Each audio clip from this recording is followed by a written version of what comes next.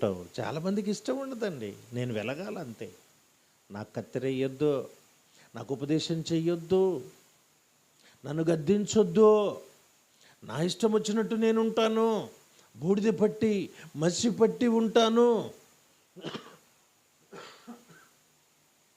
అనేక మంది ఆత్మీయ జీవితాల్లో అలాగా ప్రవర్తిస్తున్నారు. లేదు లేదు, నిన్ను ఎవరైతే సరిచేస్తారో ఆ గద్దింపును స్వీకరించు. ఎవరెవరైతే నిన్ను కత్తెర వేస్తున్నారో, నిన్ను కత్తెర వేసే దైవజనులను నువ్వు ప్రేమించు.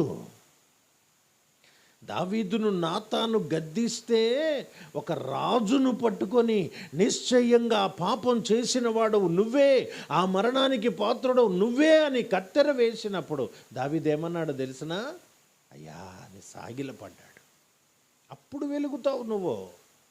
నీ దీపం వెలగాలంటే